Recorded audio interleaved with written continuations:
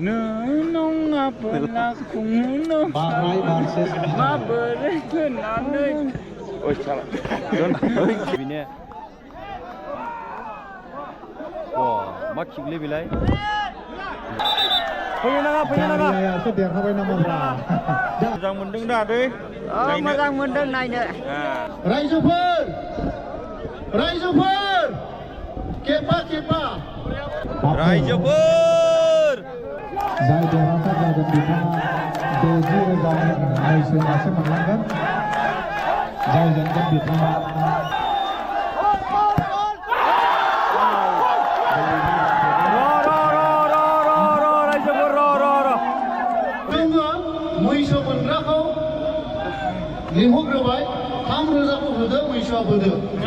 Brother Martina फंनैसो बुंना होगोन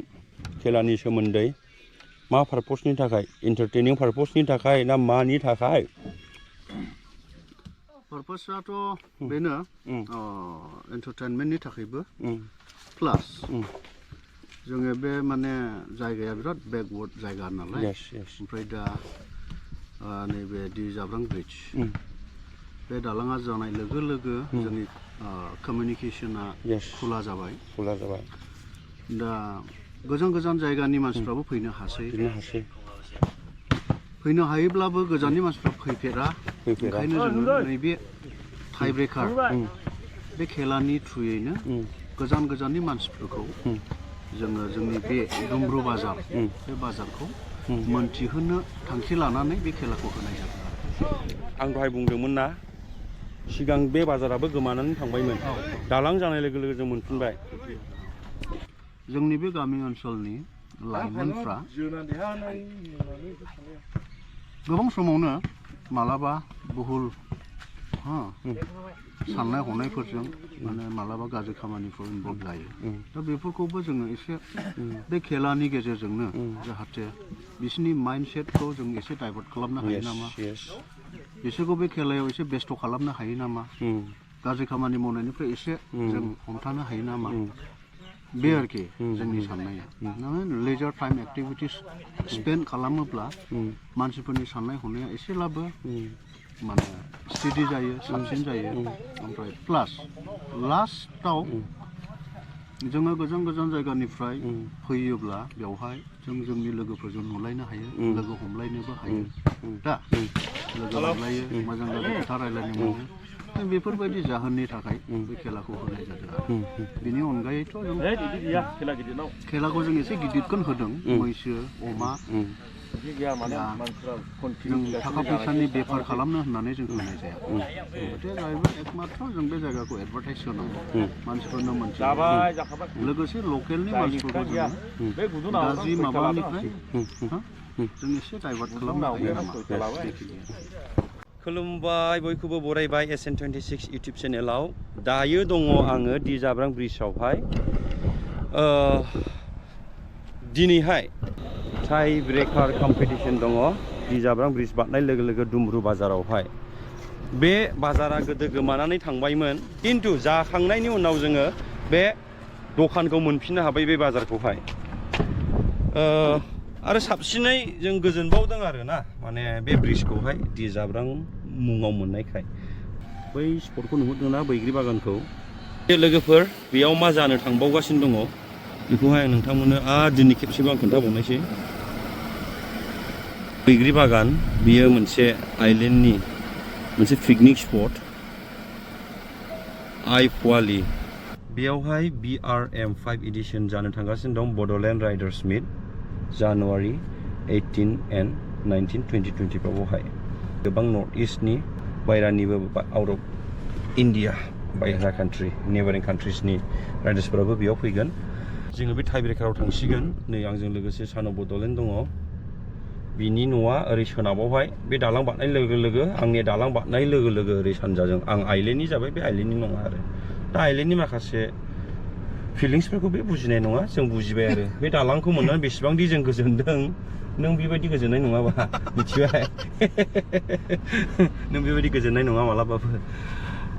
थ' लोगोफोर जोङो दायो थांनि किन्तु खेलाया एन्टारटेनमेन्ट पारपसनि थाखायसो दै बेखौहाय नेगेटिभ साननो नाङा देरहानाया मैसो 60,000नि आरो जेननाया अमा मासे 15,000नि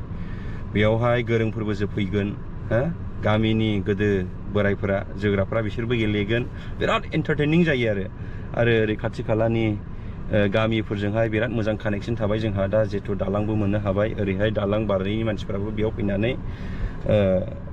गेलेफैनो हायो माने सानलायनायफोरा कमिउनिकेशना जोंनि दा क्लियार जायो आरो इनभाइरनमेन्टफ्रा माखासे डिप्रेसन थानाय मानसिफोरनि थाखायबो बेयाव फैनानै रंजाफैनानै गोजोननाय मोनफैयो आरो सोरबा 90 मिनिट गेलेग्राबो बेयावहाय जोनानै मोनफैनाय नङा सोरबा गोरोङा बेबायदि आरो लाक जाया गेलेनानै बे प्राइजखौ मोनगोन बेसो बुजियो आरो नामा हो खोनायाखैलै नों खोनासङाखै आं बेखौ मबाइलावसो गोसो बुस्थुआ बे इम्पर्टेन्ट ना रेजिस्ट्रेसन बेखौ रेजिस्ट्रेसनावबो बनायनो हागौ ओमफ्राय ओरैहाय वाट्सएपआवहाय बिसिनि रेजिस्ट्रेसन खालामनायनि मेसेजआ फैजोबबाय थायो दा नै बेवहाय सासे हरलायबाय दा नै क्लाबनि नाम रयेल ब्रादार्स असमनो आच्छा मटरसाइकेल क्लाब नै बेनिखौहाय बेवहाय कनफार्म खालामनांगौ आरो दा आच्छा नैबेयाव बेस्थ' जादों जों बिदिबा थांनि बिनि सिगां स्किप दाखामथ' र' माने मोनसे एनाउन्समेन्ट बाव बे फाथाबारियावनो आइलेण्डआव मोनसे गेम जानो थांगासिनो टुर्नामेन्ट गासैबो कन्टेक्ट टीम जागोन आरो टिकेट गेम जागोन प्रिपेरेसना दायो सोलिगासिनो दङ नै नोंथांमोननो आं बेखौ एनाउन्स होबाय आंनि ब्लगनि थ्रुयै नोंथांमोना बेयाव फैनानै बयबो मदद होफैदो दा जेबो थांलाय फैलाय एबा लामाफोरनि प्रब्लेम गैला नै दि जाब्रां सारनि बिखुंजों एबा फाफ्लिजों थांनाय बादि मोनगोन नोंसोर बे दालांजों फैब्ला बिखा गेजेर औ जों साफ्रोमबो बर' जोहोलावनाव नैबे जाब्रां सारनि स्पिरिटजों थानांगोन दुमब्रु बाजारा देरगासिनो दङ नै लुगासिनो दङ बे लामा सेराव आंनि लोगोनि दखान जों गामिनि दानसोरांनि ओइ दानसोरां गैया आइटेम्सफोरखौ नायदो नै बेखौ मोनजाफैगोन ब्रिज बारनाय लोगो लोगो ओंखामबो संबावोसो ओमफ्राय बल लाफैदो नामा नोंसोरबो औ दा लागोनानो जाहैबाय लाखायामोन दा बिसोरो लागोन होननांबाय नै केमेरायावसो लानो फैखादों दा बिसोरो लानो फैखादों आच्छा मानि उलाय ब्रादार फैगासिनो दं मावरानि औ माबायाबो फैबाय दा मैनायाबो नोंसोरनो लांखागोनलै साइसआवथ' माने मैया होग्रा नागिरलायखादोंमोन मैयाबो बोरमा जाखादों नोंसोरो जोग्राफोर नामा फंबायफोर दे ग्राउन्डआ नैबेनो खाथियाव थांनानै देखायगासिनो दं मोनाब्लाबो लाइटनि बेबस्था दं खुनु प्रब्लेम गैया मानसिफोरा नै अडियेन्सफोरा नायगिरिफोरा बे औवानिफ्राय बारनो मोना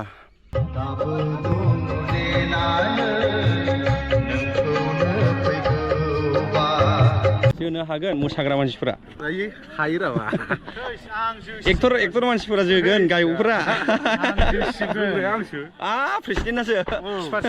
खिपारसो बाव गां फुवारब्लानो हाखानाय नङा दे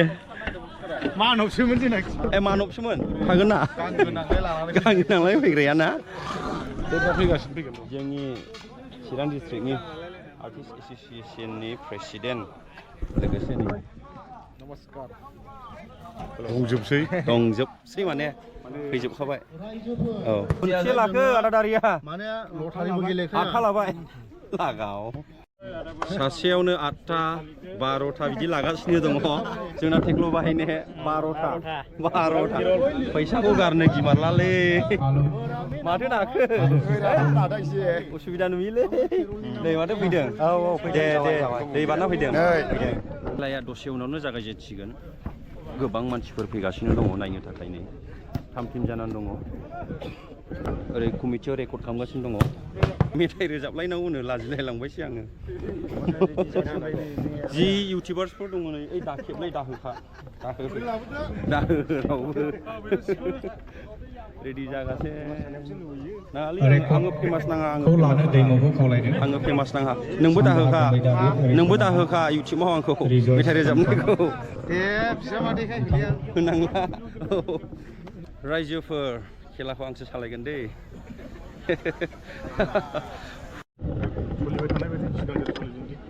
केपारा बुथारनायनि उनाव बल केपार 1 स्टेप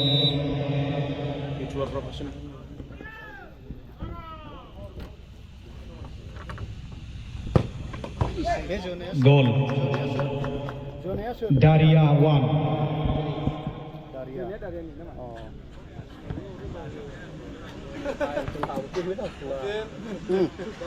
Lana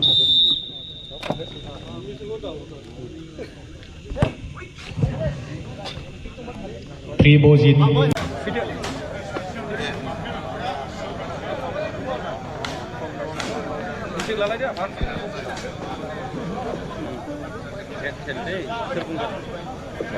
संकस डिवाइडनि खेलाया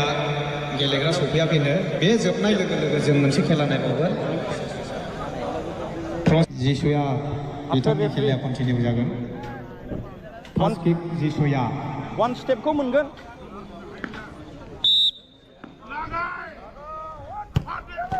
One.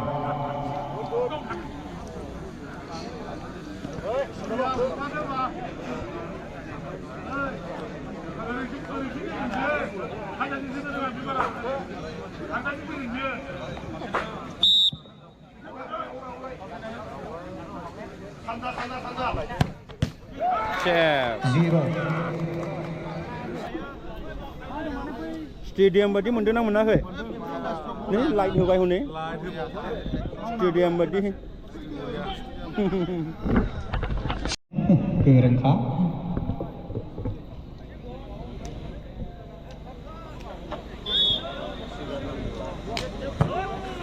गल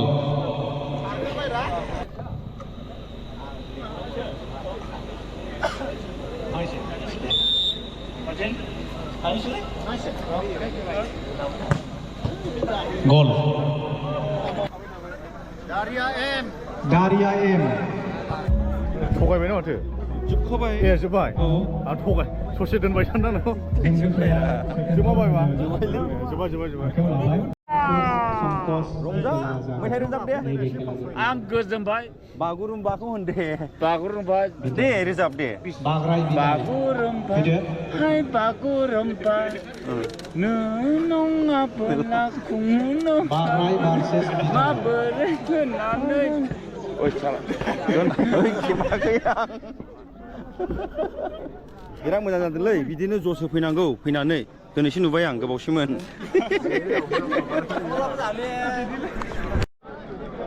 ओरैबायदि जोबाय बिथांमोना नयबार जोजेनबाय सोलो बुद्धिजों जोदों बिथांमोना गरमजोंल' जोआखै रबट स्टाइल नै बिने मा किकलै बेलाय 10 बार जोबाय बिथाङा खनब्रैयावबो द्र जायोब्ला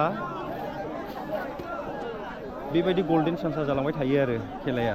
मोगथां भार्सेस बिलिफां जागासिनो दङ दाख्लैनि बायदि 3 स्टार होदो रेकर्ड लादो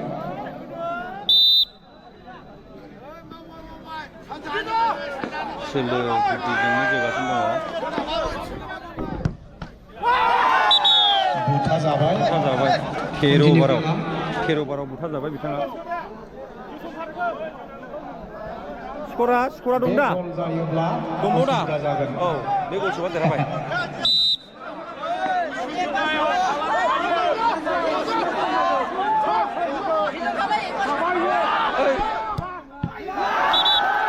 जाबाय नै गरम जागासिनो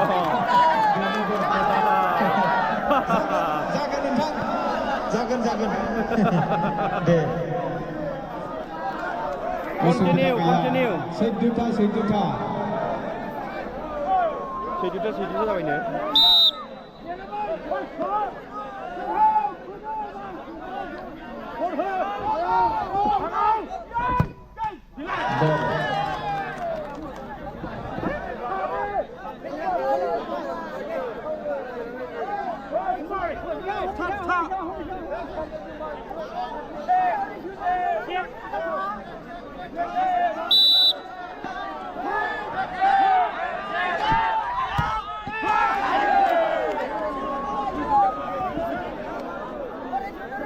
रबार जोजेनबाय बिथाङा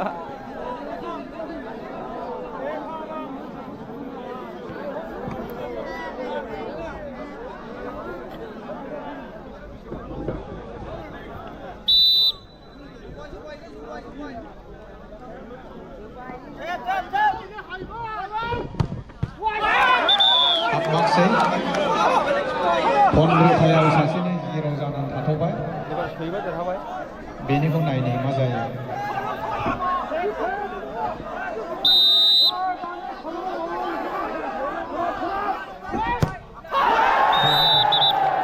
मा जाखो जागोन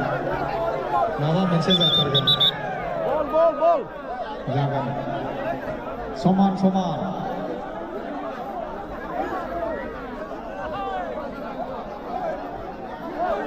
जागोन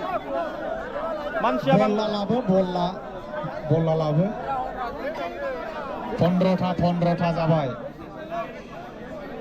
15था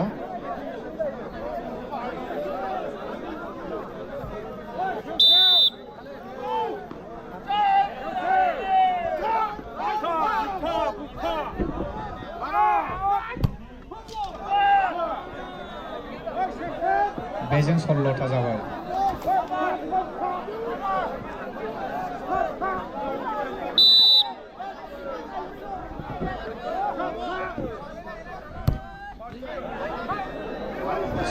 ষোলোটা সমান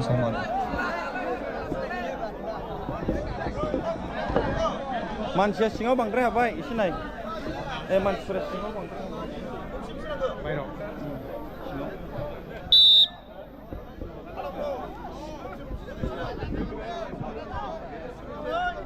कन्टिनिउ थालांबाय थागोन जेनागौमानि 17था नैबेजों दाख्लै 30था गेलेदों सासेयानो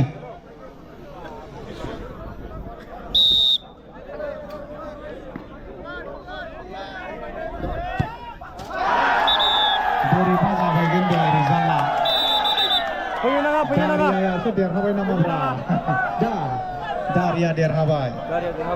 नैबे देरहाबाय जोबथा खेला साइड ए नि सेकेन्ड राउन्ड मोजां मोनदों दा दै मोजां मोनदों नायनो बरिया मोजां मोनदों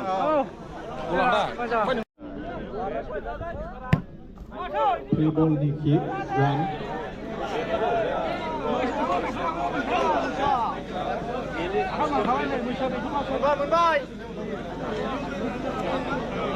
गेजेराव था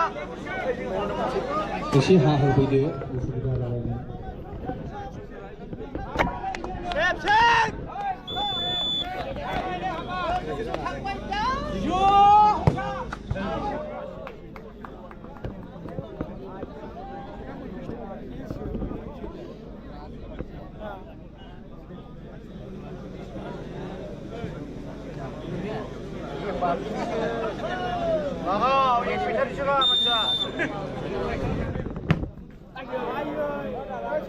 बे जोबब्ला जोङो साइड ए नि लटरि खेला गेलेगोन मोनसे खममोन मोनसेया डाइरेक्ट सेमियाव थांगोन कारन टिमा जोंहा मोनथामल'सै साइड ए आव बेनिखायनो बेखौ लटारि होगोन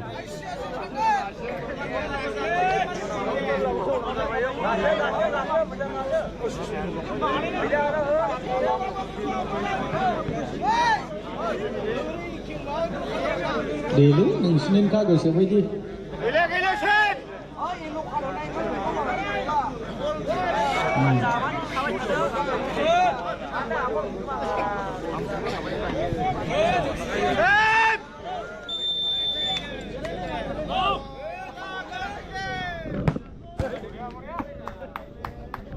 समान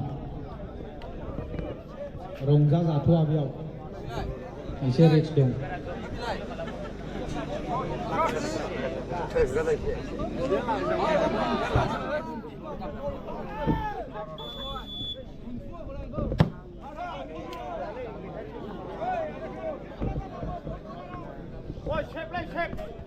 आन्दाज मोनबायला ट्रेक्टर लायनायाबो मोजां आन्दाज मोनबायला ट्रेक्टर लायखादों जोबखाबाय नालाय एसेल'सै बेखौ ओरै खालामब्लानो जोब्बाय दे खारबाय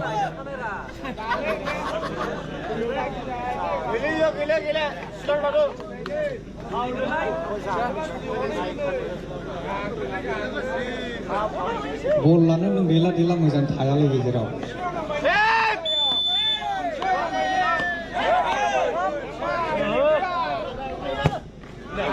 थोबथाम समान समान खेला बिदाय भार्सेस फ्री बल डेन्जार खेला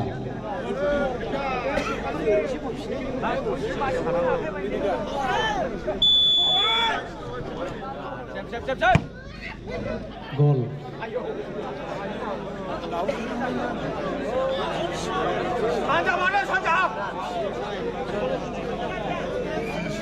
बोरै जोयो जोदोलै नोंसिनिखा दे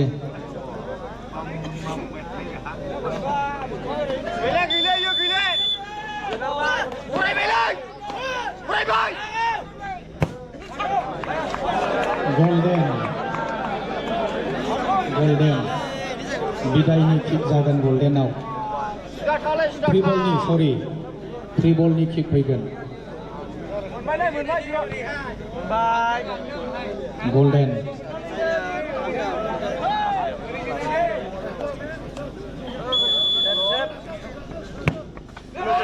गोल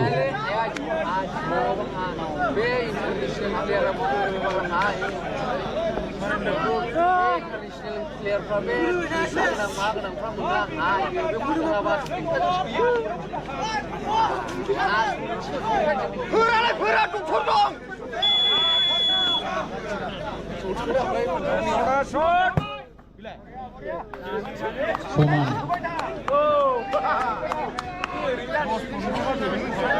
खनबा जागोन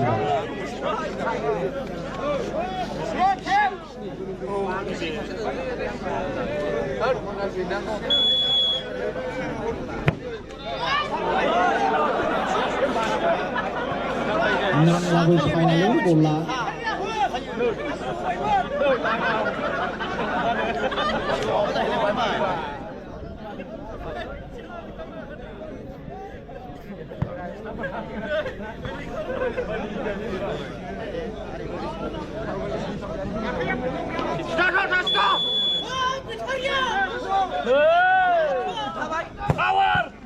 दङ सयथा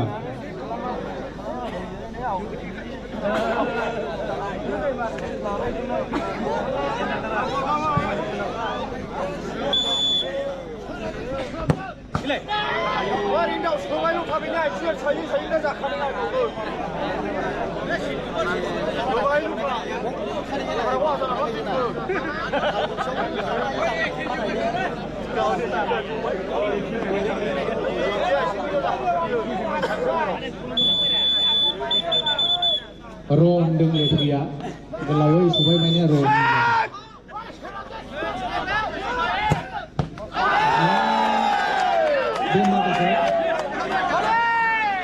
Bidaya dia habai, lihatnya motor. Free ball, sorry, free ball dia habai. Dania video, जोबथा राउन्डनि खेला साइड बी नि 6 राउन्ड फाइनाल थांबाय दायो फाइनालनि खेलाखौ नोंथांमोननो आङो देखायसिगोन PRJ वर्सेस फ्री बल फाइनाल थांबाय दायो गोबां सोलो बुद्धि बाहायनानै देरहाबोबाय माइन्ड गेमजों गेलेनानैहाय आरोना जोङो दा फाइनालखौ नायनि गोबां जायगानिफ्राय फैदोंमोन क'क्राझार सराइबिल ओरै मालिबिटा आमथिखा आरो ओरै खोलाहा बङाइगाव खासिक'त्रा साइडनिफ्राय गोबां फैदोंमोन जोङो दा फाइनालाव थांनि रायजोफोर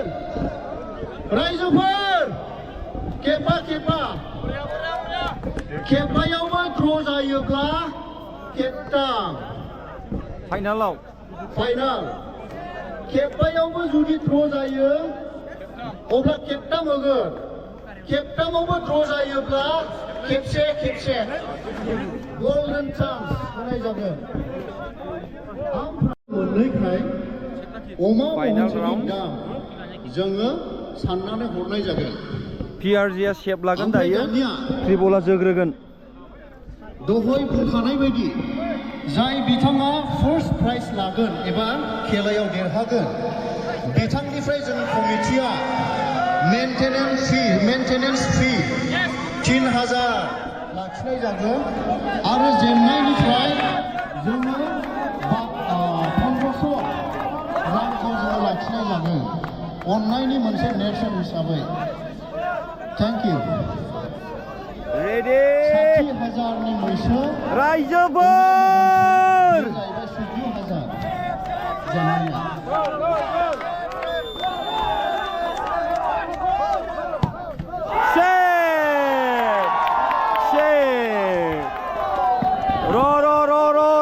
रायजोफोर एसे साइडआव था अननानै फासयना हो उसुबिदा जायो फासयना हो फासयनानै हो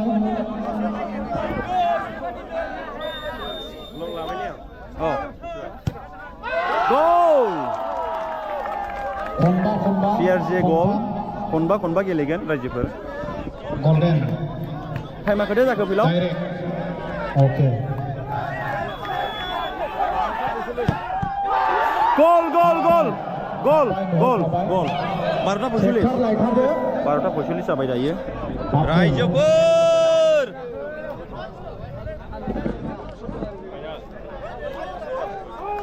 ब्लगार गोजा माथो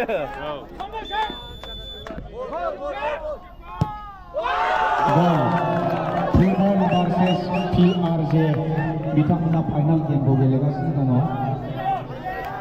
जाय देरहासार जागोन बिथाङा 60,000 मैसो मासे मोनलांगोन जाय जेनगोन बिथाङा गल 14,000 फैसा मोनलांगोन फार्स्ट शटआव ब्रादारनि फार्स्ट किकआवहाय हाबाखै ब्रादारनि हाबजेनमान दंथ'यो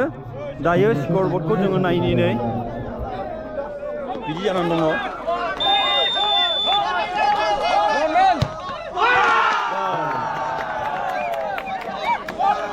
खनबा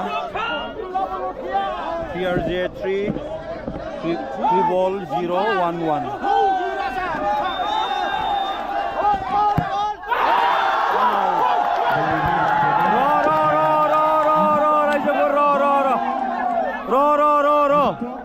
सानस्रुमाव मोगथां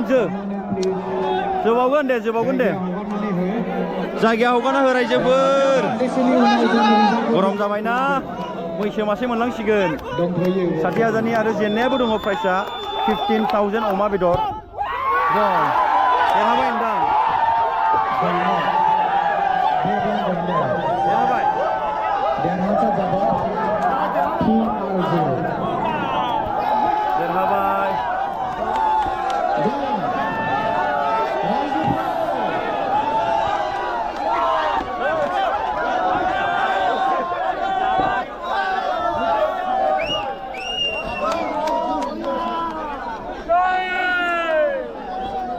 देरहाबाय दायो रायजोफोर ओरैबायदि मोजां मोनबाय फैनानै बयबो नायफैनायनि थाखाय नायगिरि नोंथांमोनखौबो थेंक इउ हरनाय थाबाय आंनि गोसो गोरबोनिफ्राय आरो गेलेगिरि बिथांमोनखौबो दाब दाब जायगानिफ्राय फैदोंमोनब्लाबो नोंथांमोना सोरबा मोनलाङाखिसै लोगोफोर नेक्स्ट टाइम नोंथांमोना नाजानो हागोन जोङो बे फोथाराव होबाय थानाय जायो मोननैबो टीमनि केप्टेनखौ खावलायदों PRJआ मोनबाय देरहानाय प्राइजखौ आरो ब्रादार फ्रिबला जेननायखौ मोनबाय मोननैबो टीमनि केप्टेनखौ खावलायदों अननानै कमिटियाव फै ब्रादारा मेनेजारमोन फ्रिबला बेनो मोननैबो टीमा जोंनि कमिटियाव न'नि दायो दहाय बुंखानाय बायदि जाय बिथाङा मैसो मोनगोन बिथांनिफ्राय जोङो 3,000 लाखिगोन कमिटिया 3,000 ओमफ्राय जायहा अमाखौ मोनबाय बिथांनिफ्राय जों 1,500 रां थामहिनबा 1,500 थामहिनबा 1,500 बेखौ जों लाखिनाय जागोन बेनिखायनो जोङो मैसो मोनग्राखौ लिंहरग्रोबाय 3,000खौ होदो मैसोआ होदो